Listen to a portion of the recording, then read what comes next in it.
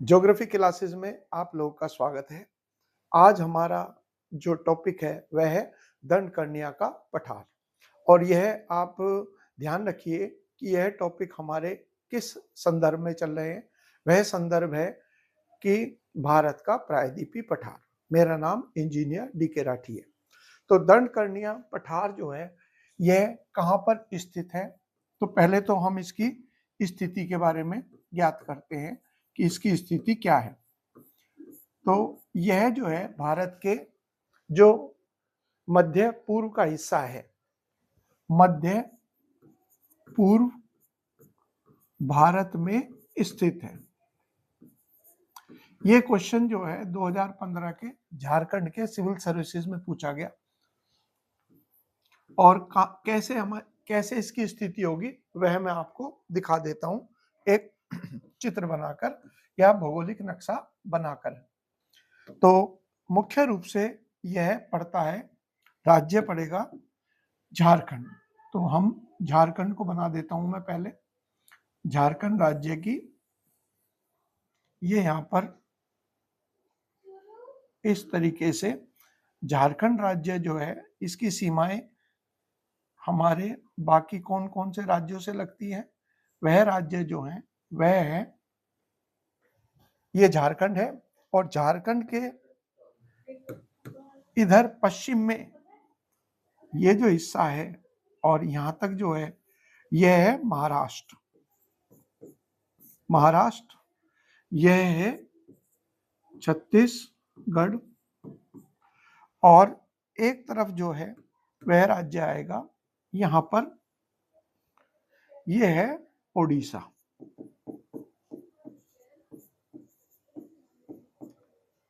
क्योंकि और नीचे की तरफ जो है तेलंगाना है और आंध्र प्रदेश भी है। लेकिन जो हमारा इस संदर्भ में रहेगा, मुख्यतः इसका जो प्रसार है वह प्रसार इन तीन राज्यों में ही है। कौन कौन से? छत्तीसगढ़, महाराष्ट्र और ओडिशा में। यह मैं थोड़ा बड़ा कर देता हूं, ये क्षेत्र है। तो और फिर हम इसका विस्तार भी पढ़ते हैं कि विस्तार क्या होगा। तो ये जो हिस्सा पड़ेगा भारत का, यह कौन सा है? यह मध्य पूर्व है। किस रूप में? यदि आप देख लें तो मध्य पूर्व क्यों कह रहे हैं, जरा मैं आपको यहाँ पर भारत का भौगोलिक नक्शा बना के अगर दिखाऊं और वहां पर हम देखें इसकी स्थिति, तो तब हमें इसका सही आकलन हो पाएगा। तो यहाँ मैं भारत का भौगोलिक नक्शा बना देता हूं। तब आप देखेंगे कि झारखंड और ये बाकी राज्यों की क्या स्थिति है।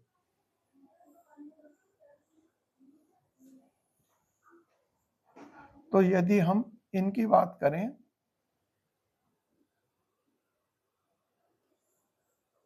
ये हो गया।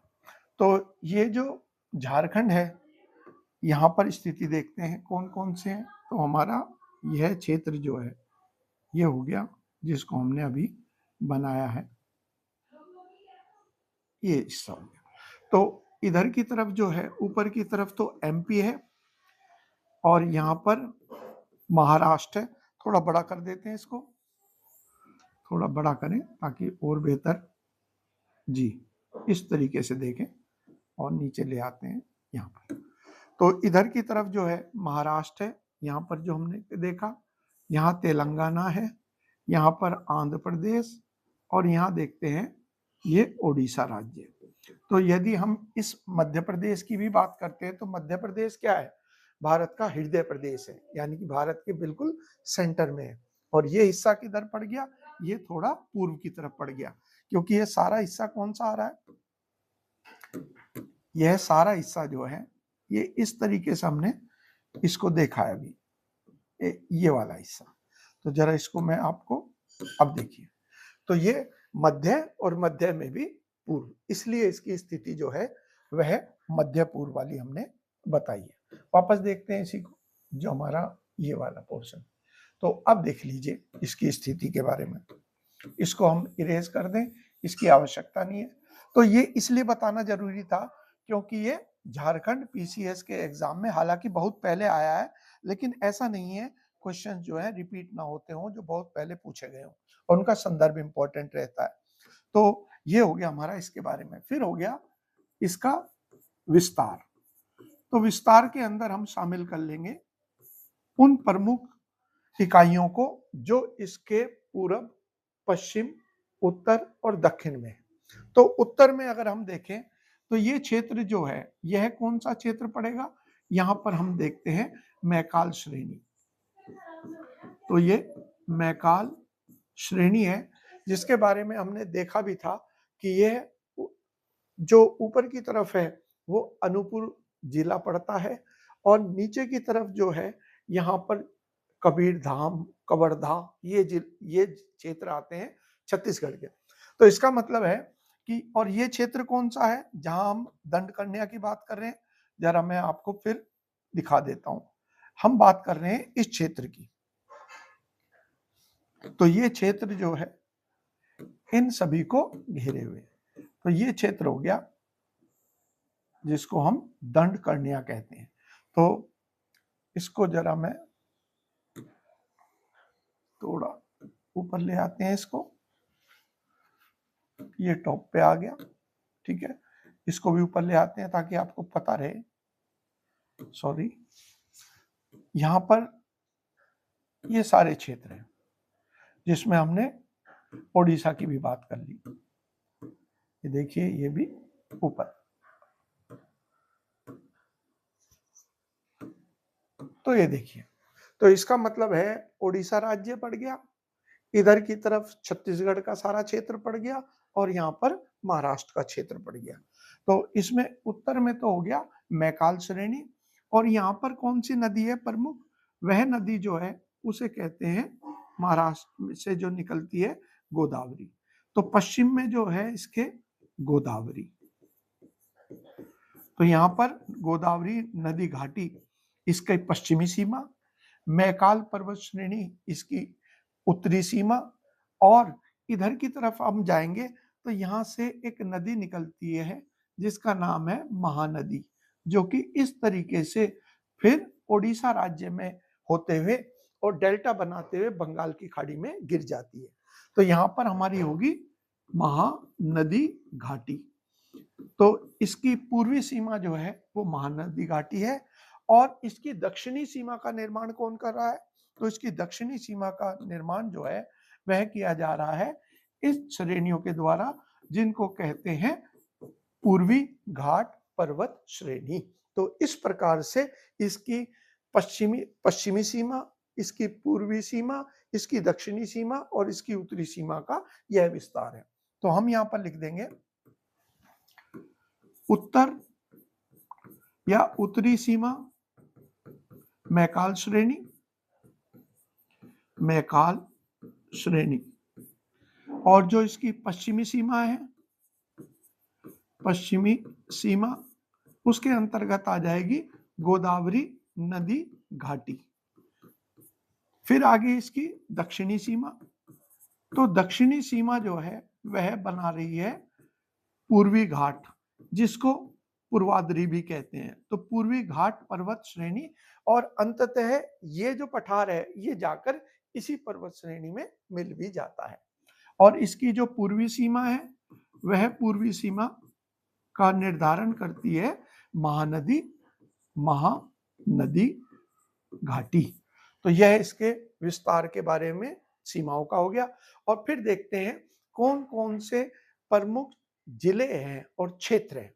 असल में इनके बारे में आप जो जानकारी है, प्रतिदिन यदि न्यूज़पेपर आप देखते हैं करंट अफेयर्स के लिए, तो उसमें नक्सलवाद की बात आती है। उसकी भी हम चर्चा करेंगे कि कैसे दंड कन्या का पठार और नक्सलवाद जुड़ा हुआ है।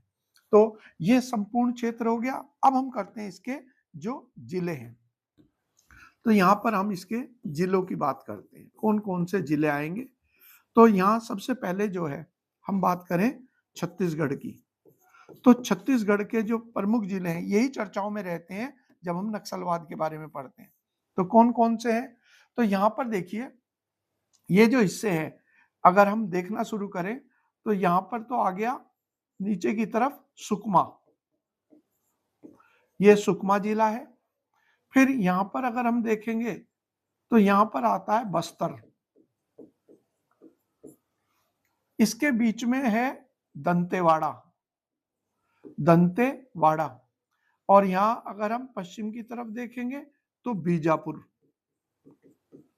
ये बीजापुर कर्नाटक वाला नहीं है, क्योंकि कर्नाटक में भी बीजापुर पड़ते हैं, वह नहीं है। इसके अलावा यहां पर उत्तर में नारायणपुर, ये नारायणपुर है, और इसके यानी कि इस तरीके से, और इधर की तरफ देखेंगे तो यहां पर कोंडागांव, कोंडागांव। तो यही नाम मुख्यतः जो है चर्चाओं के अंदर रहते हैं, ध्यान रखना है आप लोगों को इस चीज का। और अगर हम बात करेंगे यहाँ महाराष्ट्र की, जो महाराष्ट्र के बारे में हमने चर्चा करी, ये क्षेत्र जो है ये महाराष्ट्र के अंतर्गत आ रहा है। तो यहाँ पर जो प्रमुख जिला है वो है गढ़चिरौली, गढ़चिरौली यही क्षेत्र है जो नक्सलवाद से चर्चाओं के दौरान आता है। तो ये पूरा का पूरा जो जिला है, काफी क्षेत्रफल की दृष्टि से यह काफी बड़ा जिला है, और लगभग 3 या 4 जिले हैं जो छत्तीसगढ़ के जिनसे सटा हुआ है। और यदि हम बात, तो यहाँ पर छत्तीसगढ़ में हम कौन कौन से जिलों के नाम लिख सकते हैं, जरा देखते हैं। तो यहाँ पर जो हम नाम लिखेंगे, थोड़ा सा इधर की तरफ आ जाता हूं ताकि हम और बेहतर इसको समझ सकें और ये आपको दिखता भी रहे। तो यहाँ पर मैं लिख देता हूं छत्तीसगढ़, और छत्तीसगढ़ के जो जिले आएंगे उनमें लिखते हैं सुकमा, बस्तर, दंतेवाड़ा,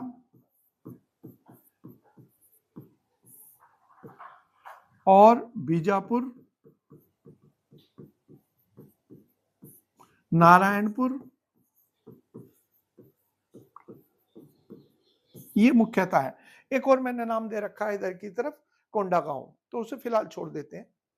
और दूसरा राज्य हम लेते हैं यहां पर फिर महाराष्ट्र। तो अगला लिख लेते हैं महाराष्ट्र। महाराष्ट्र के अंतर्गत जो आएंगे वह एक ही जिले का नाम आएगा, गढ़चिरौली।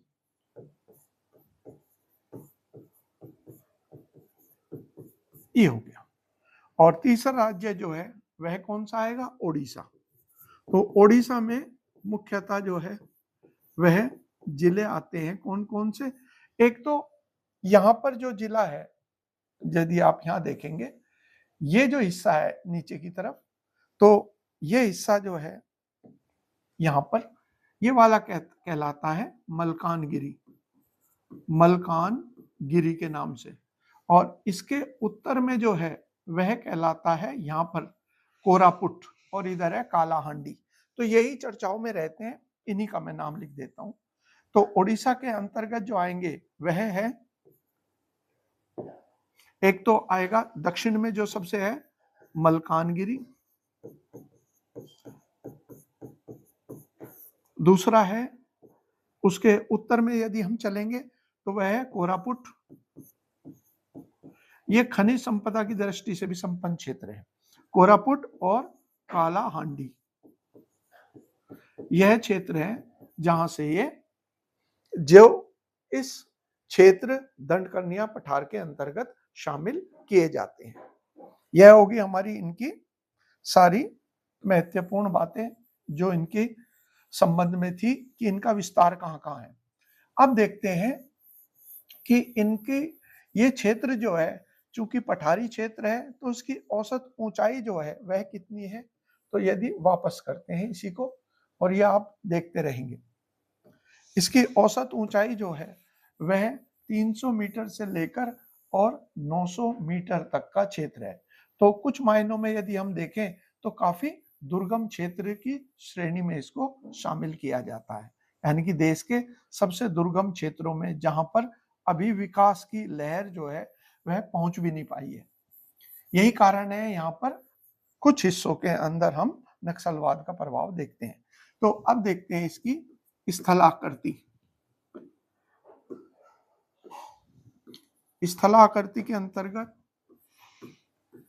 स्थलाकृति, तो हम ये कहते हैं यह 300 मीटर से लेकर और 900 मीटर तक की औसत ऊंचाई वाला यह क्षेत्र है।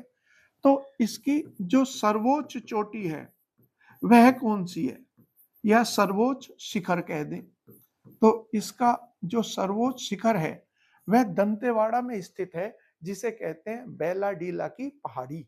तो ये जो बैलाडीला है, यह इसका आकार जो है वो बैल का जो कुबड़ निकला होता है, जिसे डील कहते हैं, उसके जैसा है। तो बैलाडीला जो है वह पड़ता है दंतेवाड़ा जिले के अंदर, और कई मायनों में बैलाडीला देश में जाना भी जाता है। और इसकी कुल जो ऊंचाई है, यानी कि इसकी जो हाइट बैठेगी, वह बैठेगी 1276 मीटर। तो ये इसका सर्वोच्च शिखर कहलाता है। इसके बाद यदि हम यहाँ पर देखें, तो यहाँ पर जो क्षेत्र है, उसमें जो चट्टानें हैं वह किस प्रकार की हैं। तो इसमें जो चट्टानें हैं वह है एक श्रेणी जो भारत में खनिज संपदा के लिए जानी जाती है, उसका नाम है धारवाड़। तो ये धारवाड़ जो श्रेणी है, यह नाम रखा गया है कर्नाटक राज्य में स्थित धारवाड़ क्षेत्र से। इसको धारवाड़ श्रेणी कहते हैं।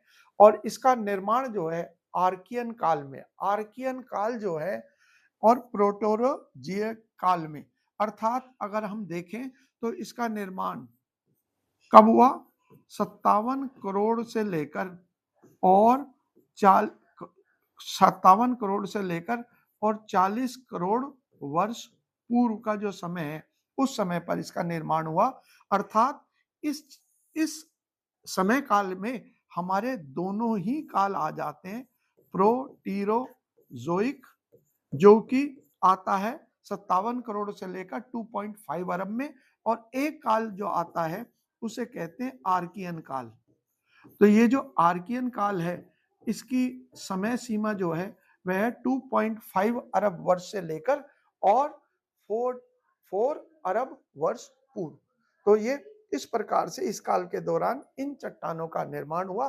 और इनके साथ ही हमें क्या ध्यान रखना है कि इस क्रम की जो चट्टानें बनती हैं, किस क्रम में, जिसको हम कह रहे हैं आर्केई काल, आर्कियन काल। तो इस दौरान जो चट्टानें हैं वह किस प्रकार की हैं, उनमें प्रमुख रूप से है ग्रेनाइट, इसके अंदर सिस्ट, और इसके अंतर्गत आती है नीस। अगर हम इनको देखें तो ग्रेनाइट का निर्माण किससे होता है, ग्रेनाइट का निर्माण होता है एक अवसादी चट्टान से जिसका नाम है चूना पत्थर। सिस्ट का इस्तेमाल किससे होता है, शेल नाम के एक आग्नेय शेल से। और नीस का इस्तेमाल होता है ग्रेनाइट से। यानी कि मुख्य रूप से यह किस प्रकार के शेल हैं, यह रूपांतरित, जिसको कहते हैं मेटामॉर्फिक रॉक्स। तो यह रूपांतरित शैलों की श्रेणी के अंदर शामिल किया जाता है। ठीक हो गया। अब देखते हैं इसके अंतर्गत और क्या क्या पॉइंट है। जैसे, और ये क्षेत्र किस लिए प्रसिद्ध है, यानी कि ये जो क्षेत्र के अंदर ये चट्टानें हैं, ये चट्टानें जो है मुख्य रूप से खनिज संपदा के लिए जानी जाती है। तो इन चट्टानों के और देश की जितनी भी प्रमुख खनिज संसाधन है, जिसमें लोहा से लेकर और स्वर्ण तक की बात करें, तो वह इसी क्षेत्र में पाया जाता है जहां धारवाड़ श्रेणी होती है। तो अगला हम हेडिंग डाल देते हैं खनिज संपदा। तो खनिज संपदा की दृष्टि से यह बहुत संपन्न क्षेत्र है, क्योंकि इसमें किस प्रकार के शैल हैं, इसमें धारवाड़ श्रेणी के शैल हैं। और मुख्य जो खनिज है, मुख्य खनिज कौन कौन से हैं, मुख्य खनिज के अंतर्गत जो नाम आता है वह आ जाता है, एक तो लौह अयस्क। तो लौह अयस्क की दृष्टि से बड़ा समृद्ध क्षेत्र जो है, और वो भी उच्च गुणवत्ता वाले, यानी कि एक हाई क्वालिटी के आयरन ओर के लिए जो जाना जाता है, वह क्षेत्र कौन सा है, वह है बेलाडीला, जिसके बारे में यूपी कांस्टेबल के एग्जाम में आया कि बैल के जैसी आकृति जो है वह किस पहाड़ी की है, जिसकी वजह से उसका नामकरण किया गया है। तो ये बैलाडीला है, जिसके बारे में हमने पढ़ा कि दंतेवाड़ा जिले के अंदर यही वो स्थान है जो कि दंडकर्णिया पठार की सबसे ऊंची पर्वत चोटी भी कहलाती है, जिसका पढ़ा हमने 1276 मीटर। इसके अलावा अन्य जो खनिज है यहाँ पर लोहे के अलावा और खनिज जो है वह कौन से हैं, जैसे टिन। तो जो टिन है वह देश में केवल इसी स्थान पर, देश में केवल इस पठार पर ही मिलता है और देश में इस टिन जो खनिज है इसकी देश के अंदर कमी है, आयात करते हैं। लेकिन भारत में यदि कहीं है तो केवल इस दंडकर्णिया के पठार पर ही मिलता है। यह हो गया हमारा खनिज की दृष्टि से महत्वपूर्ण। तो दो प्रमुख खनिजों का नाम लौह अयस्क, जिसमें बेलाडीला है, बाकी इसके अलावा भी और भी स्थान है छत्तीसगढ़ में, जैसे दल्ली रजहारा की जो खाने हैं उनका जिक्र भी आता है, लेकिन क्योंकि हम केवल पठार की बात कर रहे हैं तो केवल यहीं तक ही सीमित रखते हैं। अब बात आती है कृषि के मामले में। तो कृषि के मामले में इस क्षेत्र में जो मिट्टी पाई जाती है वह बहुत उपजाऊ नहीं है, जिसमें मुख्यतः जो है वह मिट्टी है लाल और लेटराइट मृदा। अब लाल और लेटराइट मृदा जो है वह असल में बहुत उपजाऊ नहीं है, लेकिन जहां वह महीन कणों वाली होती है, यानी कि जहां पर उसके दाने पतले होते हैं, वहां पर उसमें खेतीबाड़ी की जाती है।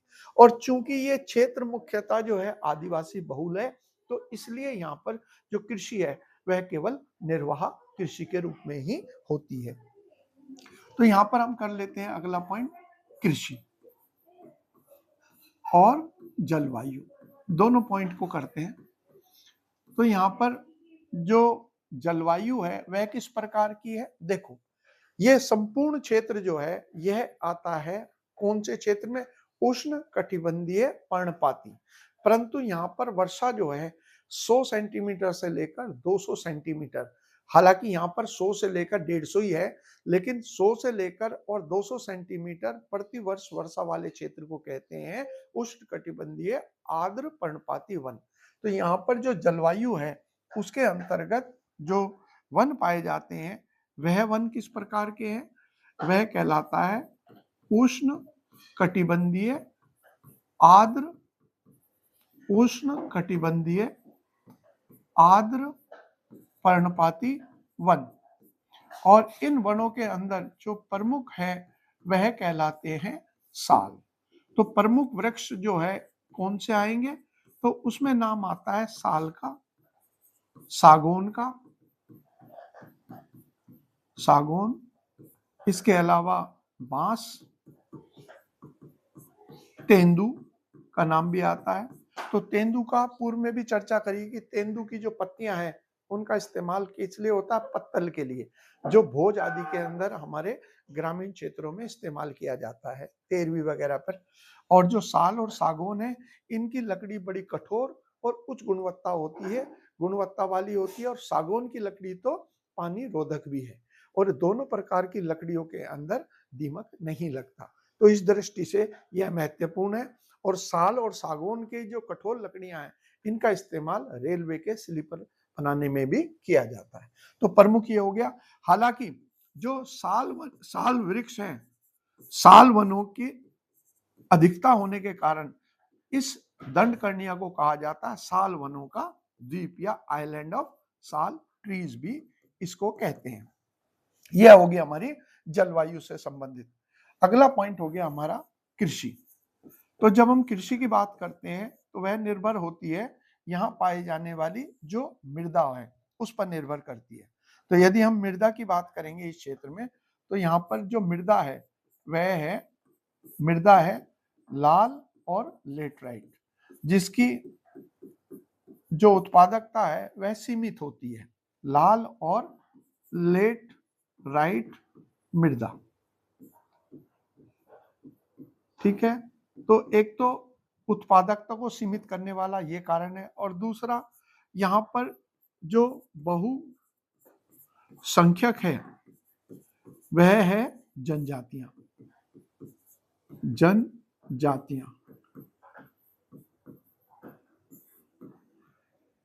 इस वजह से यहाँ पर जो कृषि है वह कैसी है, यहाँ पर जीविका कृषि होती है।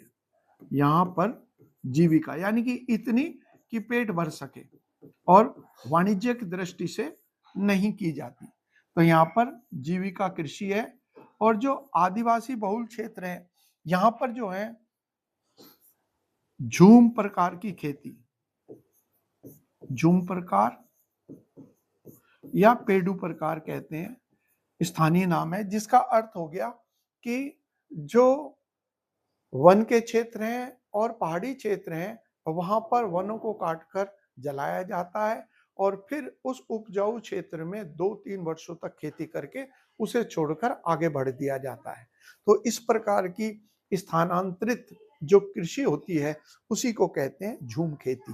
तो यह या फिर इसको काटो और जलाओ खेती के नाम से भी जाना जाता है। तो इस दृष्टि से यह केवल जीविका तक ही सीमित रहती है।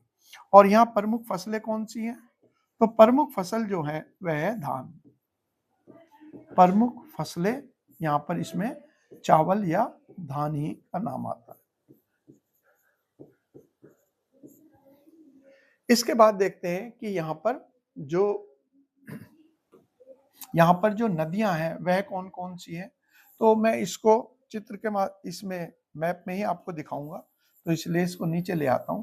तो यहाँ पर जो प्रमुख नदियां हैं उसमें सबसे प्रमुख है जो गोदावरी की सहायक नदी है, उनमें नाम आता है इंद्रावती नदी का।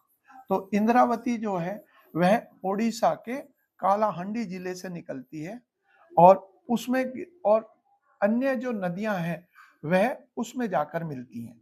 तो ये क्षेत्र जो हमने बना रखा है यहाँ पर मैं जरा इसको दिखा देता हूँ। तो यहाँ पर जो ये जिला पड़ रहा है कोरापुट और कालाहांडी, तो कोरापुट से ये नदी निकलती है जिसको कहते हैं इंद्रावती और उसके बाद बीजापुर होते हुए ये फिर चली जाती है महाराष्ट्र में। तो यहाँ पर हो गई इंद्रावती नदी। इसके अलावा यहाँ पर जो कालाहांडी जिला है यहाँ से निकलती है सबरी। वह सबरी ये भी आगे जाकर गोदावरी में जाकर मिल जाएगी जैसे इंद्रावती जाकर मिलती है। तो जो प्रमुख नदियां हैं उसमें इंद्रावती, सबरी और सबरी में जाकर गिरने वाली अन्य प्रमुख जो नदियां हैं जैसे कोलाब है वह नदी इसमें शामिल होती है। और कई सारे मामलों में ये जो इंद्रावती है ये चर्चाओं में भी रहता है क्योंकि इस नदी के ऊपर ही देश का एक भव्य जलप्रपात स्थित है जिसे कहते हैं चित्रकूट जलप्रपात। और यहाँ पर ही जो बीजापुर जिला पड़ता है छत्तीसगढ़ का, यहाँ पर ही स्थित है इंद्रावती राष्ट्रीय उद्यान। तो ये चर्चाओं में इसलिए है क्योंकि हमारे सुरक्षा बल जो है इन क्षेत्रों के अंदर जो नक्सलवाद का प्रभाव है उसे समाप्त करने का प्रयास कर रहे हैं और उस दौरान ये सारे नाम आते हैं। तो यहाँ पर जो नदियां हैं वह कौन कौन सी हैं? तो नदियां मुख्य रूप से है इंद्रावती और दूसरी जो नदी है वह है सबरी, कोलाब, ये नदियों के नाम आते हैं। तो प्राकृतिक दृष्टि से तो ये खनिज संपदा का संपन्न क्षेत्र है और लकड़ियां भी प्रचुर मात्रा में, जैसे साल सागौन के बारे में हमने पढ़ा। और इसके अलावा नदियां जो है वह भी कई भव्य जलप्रपात का निर्माण भी करते हैं। तो पर्यटन की दृष्टि से यह बहुत ही ज्यादा अनुकूल क्षेत्र भी है।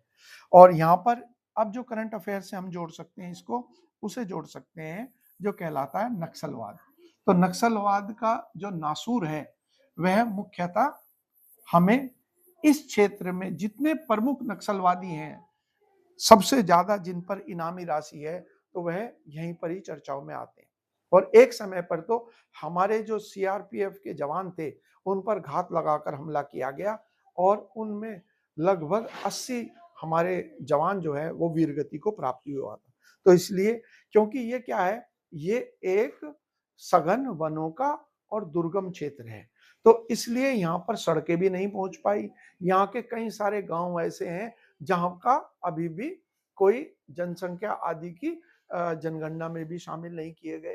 तो यहाँ पर जो है विकास की जो धारा है वह पहुंच नहीं पाई और इसी का लाभ उठाकर नक्सलवादी यहाँ पर लोगों को अपने संगठन में शामिल करने का दबाव बनाकर शामिल करते हैं।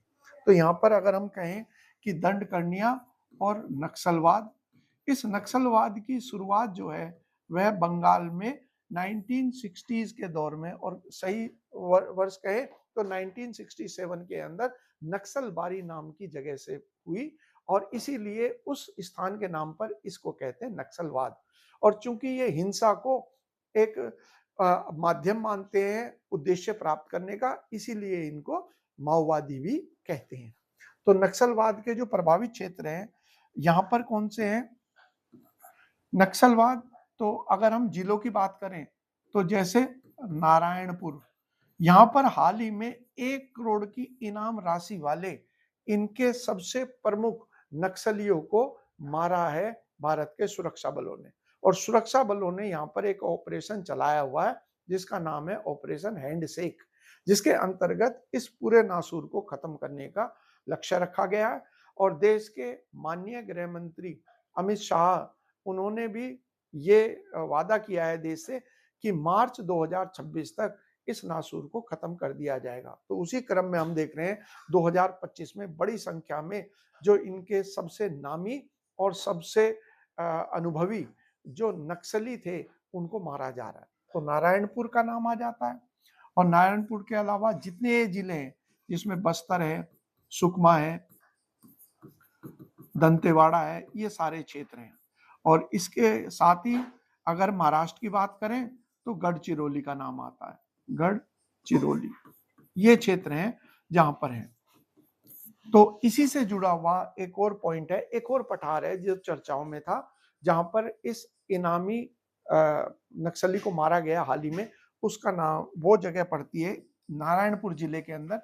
ये जो नारायणपुर जिला है इसी में पड़ता है एक और पठार जिसे कहते हैं अबूझ माड़ का पठार, अबूझ माड़। तो ये शब्द जो है अगर हम छत्तीसगढ़ की भाषा में देखें तो अबूझ का मतलब है जिसे बूझा ना जाए, जिसे समझा ना जाए, और माड़ स्थानीय तौर पर इस्तेमाल होता है पर्वत के लिए। तो यानी कि घने जंगलों और उबड़ खाबड़ पथरीली जमीन से ढकी हुई भूमि, जहां पर आमतौर पर सुरक्षा बल नहीं पहुंच पाते, वहां पर ये नक्सली जो है अपने अड्डे और अपने वहां पर संचार माध्यम आदि स्थापित करते हैं, क्योंकि उनको ये उम्मीद रहती है कि सुरक्षा बल आमतौर पर वहां नहीं आएंगे। तो अबूझमाड़ का जो जंगल है या पर्वत है यह पड़ता है नारायणपुर में। तो एक करंट अफेयर्स में इस रूप में आ सकता है कि भाई अबूझमाड़ का पर्वत जो है ये कहां पर है, तो हमारा उत्तर होगा छत्तीसगढ़ में। और यह किसका हिस्सा है? यह दंडकारण्य पठार का हिस्सा है, पठार का हिस्सा, जहां मैंने बताया कि अभी अगस्त या सितंबर 2025 को यहां पर 1 करोड़ की इनाम राशि वाले सबसे प्रमुख नक्सली को मारा गया था। तो ये टॉपिक आज का हमारा समाप्त होता है। और आप लोगों से यह भी आग्रह रहेगा कि आप लोग जो हैं वह मेरे इन वीडियोस को शेयर भी करें, और इसके अलावा आप जो हैं मेरे जो कम्युनिटी ग्रुप है व्हाट्सएप का, उस पर भी जुड़ जाएं। जो वहाँ पर मैं जो भी सूचनाएं हैं वो सूचनाएं आप लोगों के साथ शेयर करता हूँ। उम्मीद है आपको समझ में आया होगा। और मेरा उद्देश्य ये रहता है कि यदि मैं ज्योग्राफी पढ़ा रहा हूँ तो और करंट अफेयर्स की कोई पॉइंट भी आता है तो मैं उनको दोनों को जोड़ने की कोशिश करता हूँ, और साथ ही साथ जो मिट्टियां हैं उनको भी बताता हूँ। तो उम्मीद है ये इंटीग्रेटेड फॉर्म जो है आपको समझ में आएगा, और जो बच्चे तथ्यात्मक के प्रति रुचि रखते हैं वह पॉइंट भी मैं बताता हुआ चलता हूँ कि क्या क्या सबसे ऊंचे शिखर के बारे में जैसे हमने चर्चा करी, या वनों के जो विभिन्न प्रकार के वृक्ष हैं उनकी क्या उपयोगिता होती है वह भी मैंने बताया। आप लोगों ने समय निकालकर वीडियो देखा और लेक्चर सुना, इसके लिए आपका बहुत बहुत धन्यवाद।